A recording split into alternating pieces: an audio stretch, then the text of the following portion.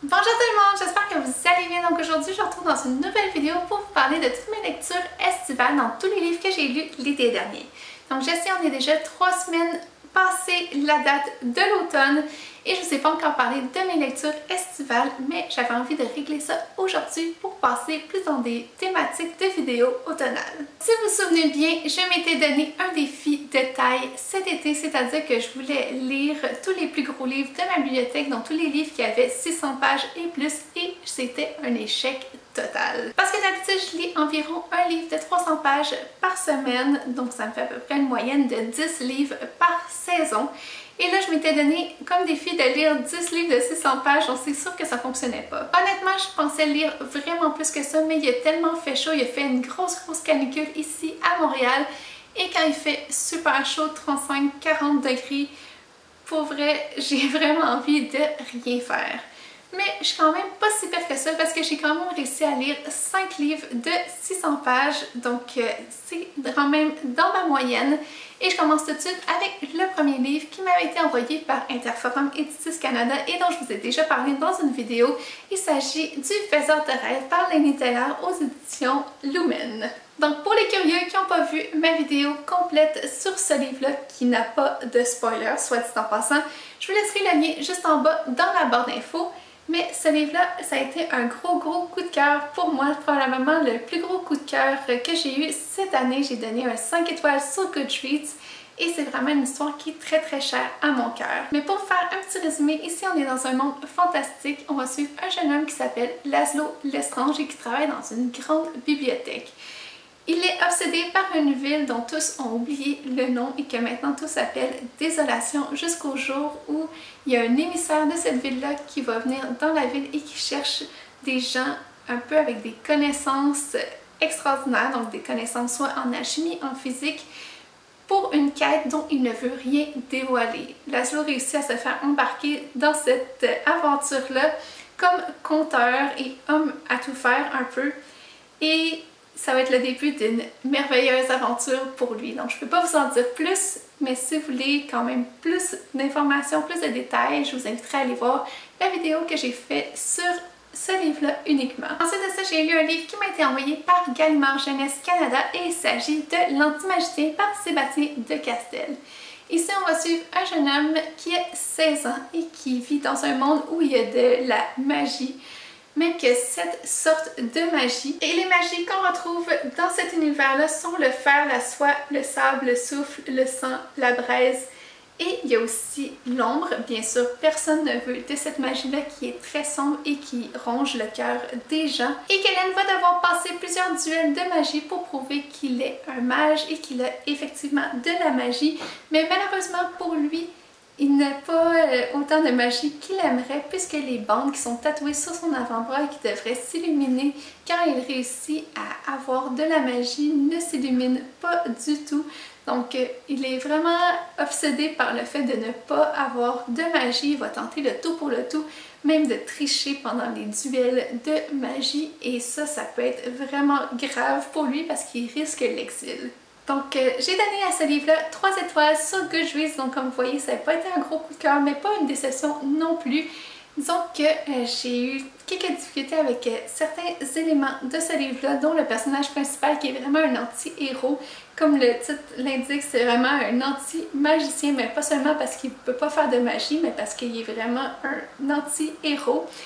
Et disons que ça me rejoignait peut-être un peu moins. J'ai vraiment aimé le concept de la magie dans ce livre-là et comment elle est utilisée par les gens. Ça, j'avais vraiment rien à redire là-dessus.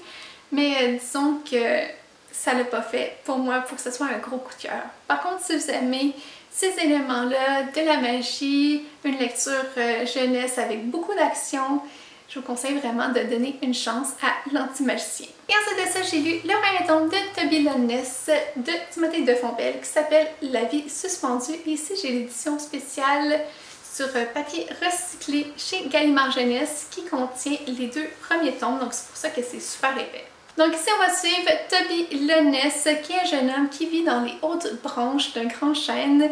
Et pourquoi les hautes branches? C'est là où vivent en fait la noblesse et les gens les plus riches, puisque dans les hautes branches, c'est toujours lumineux et sec, tandis que dans les basses branches, c'est toujours sombre et humide. On va suivre Toby et sa famille, et surtout, l'histoire va commencer quand son père va inventer une machine qui fonctionne toute seule. En fait, elle a l'air de marcher toute seule, mais en fait, elle fonctionne avec la sève de l'arbre, et son père ne va pas vouloir révéler son secret au grand conseil du Grand Chêne. Les gens vont être prêts même à le torturer pour avoir son secret, qui est en fait que sa machine fonctionne avec la sève de l'arbre, mais lui il ne veut pas révéler son secret parce qu'il sait que si les gens le savent, ils vont vouloir l'utiliser à leur fin, surtout pour les grandes entreprises qui se situent dans le Grand Chêne. Toby va réussir à se sauver, il va habiter quelque temps dans les basses branches puisqu'il y a une véritable chasse à l'homme qui est lancée contre lui, et même qu'à un moment il va devoir même songer à quitter le Grand Chêne. Donc si vous aimez les histoires fantastiques qui sortent un peu de l'ordinaire, moi je peux juste vous conseiller ce livre-là, et moi j'ai vraiment hâte de pouvoir continuer ma lecture avec le deuxième tome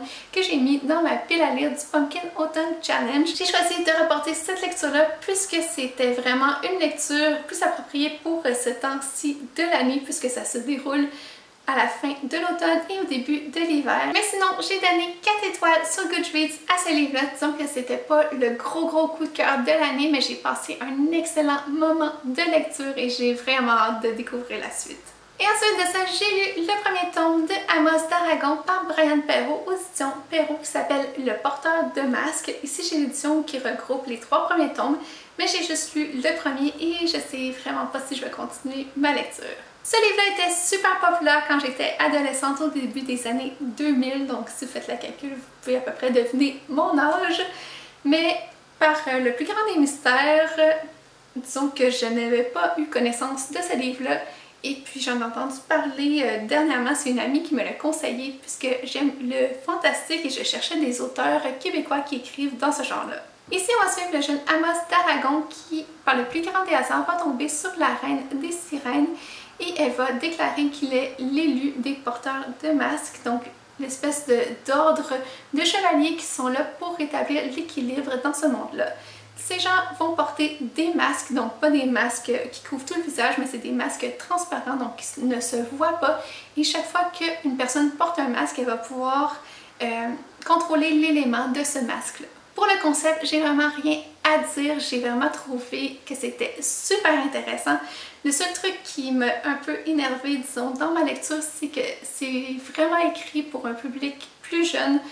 Donc un public peut-être un peu préadolescent, et ça se déroule hyper vite, un peu trop vite à mon goût. Moi qui aime ça, prendre mon temps, avoir les personnages qui sont vraiment introduits et vraiment une histoire qui est très profonde avec un univers très fort et très présent. Et je vous mens pas, là, à la 3e page de ce livre-là, Amos rencontrait déjà la sirène. Si on compare avec Harry Potter qui a été écrit un peu pour le même groupe d'âge, Harry va apprendre qu'il est un magicien, donc un peu l'élément déclencheur de toute l'histoire, au tiers du livre. Donc on a vraiment comme 100 pages pour préparer le lecteur, apprendre qui est le personnage, un peu des pouvoirs qu'il peut avoir, des choses qui se passent un peu étranges avec lui pour introduire cet univers-là. Mais ici, on n'a aucune introduction, on est vraiment comme lancé tout de suite dans l'histoire. Et je pense que c'est ça qui m'a un peu déplu, malheureusement. Je pense que je l'ai peut-être trop vu avec des yeux d'adulte, mais je sais que c'est super populaire auprès des jeunes préadolescents. Donc, si vous en connaissez ou si vous avez à peu près donc l'âge du héros qui a environ 12 ans, je vous conseille vraiment de donner une chance à ce livre-là parce que vous aimerez peut-être plus que moi qui a donné seulement 2 étoiles sur Goodreads. Et on va terminer avec le dernier livre que j'ai lu et non le moindre. Il s'agit de Keisha par Elisabeth Camiran, le 2e tome, L'enfant des 4 mondes aux éditions ADA. Dans cet univers-là, il y a 5 peuples qui existent. Donc, on a le peuple de la mer, le peuple de la forêt, du désert, des plaines et des montagnes. Et dans ce monde-là, les peuples ne se côtoient pas, ne se parlent pas, et en fait, ils se détestent vraiment. il ne veut pas se parler, ils ne font pas la guerre nécessairement, mais ils veulent juste pas être en contact avec les autres. Vous pouvez vous imaginer que dans un contexte comme ça, une enfant qui serait née d'une union entre deux peuples serait vraiment considérée comme une monstruosité aux yeux des autres peuples. Et c'est ce que malheureusement notre héroïne Keisha est. Elle est issue d'une union entre le peuple de la forêt et celui de la mer. Et sa mère qui vient de la forêt va accoucher dans les plaines pour un peu protéger sa fille de tout ce qu'elle pourrait subir dans la forêt. La mère adoptive de Keisha va lui apprendre la vérité alors qu'elle a 13 ans et cette dernière elle va avoir un gros choc et va vouloir entreprendre un voyage pour retrouver sa mère biologique, mais elle doit emprunter un bateau pour aller sur l'autre continent pour rejoindre la forêt. En chemin, elle va se faire kidnapper par des vendeurs d'esclaves qui vont la vendre comme esclave dans le désert et c'est là qu'elle va faire la connaissance d'un autre esclave qui vient des montagnes qui s'appelle Zuo et une fille de noble dans le palais où elle va servir comme esclave qui s'appelle Kubutsu. Et dans le deuxième tome, avec ses deux nouveaux amis, elle va se rendre dans les montagnes afin de les avertir qu'il y a une menace qui plane sur eux puisque le désert projette d'envahir tous les autres peuples. Keisha va arriver dans les montagnes, il va avoir de la difficulté à s'adapter puisqu'elle qui est habituée de vivre en plein air, elle va vivre vraiment enfermée dans les montagnes. Celle-ci est une jeune femme qui va devenir très forte psychologiquement mais aussi forte physiquement puisqu'elle va apprendre le maniement des armes. Et petit à petit, elle va devenir l'enfant des 5 mondes puisqu'elle va se faire accepter comme citoyenne dans les montagnes. Donc je vous en dis pas plus, mais j'ai trouvé ça vraiment intéressant de voir comment Elisabeth Gamiran amenait des sujets comme l'ouverture d'esprit et l'acceptation des autres à travers cette histoire-là. Puisque Keisha va devenir vraiment une véritable plaque tournante, une véritable pierre angulaire afin de rallier tous les peuples contre le désert et ça je trouve ça juste vraiment beau. Évidemment comme vous l'aurez deviné, j'ai donné à ces livres-là 5 étoiles et je peux juste vous conseiller de prendre le premier si vous ne l'avez pas encore lu parce que pour moi ça a été vraiment un gros coup de cœur. Donc c'est tout pour les livres que j'ai lus cet été, il n'y en avait pas beaucoup mais c'était des longs livres donc j'espère que ça compense. Mais sinon, vous me direz si vous avez lu un livre que j'ai présenté ou si je vous ai donné envie d'en lire un. Et comme d'habitude, laissez-moi savoir qu'est-ce que vous avez lu, vous, cet été. Je suis super curieuse de savoir. N'hésitez pas non plus à me mettre un petit pouce, ça fait toujours plaisir, et à vous abonner à la chaîne si ce n'est pas déjà fait. Donc nous, on se revoit très bientôt dans une prochaine vidéo. Et d'ici là, je vous souhaite de bonnes lectures. Bye!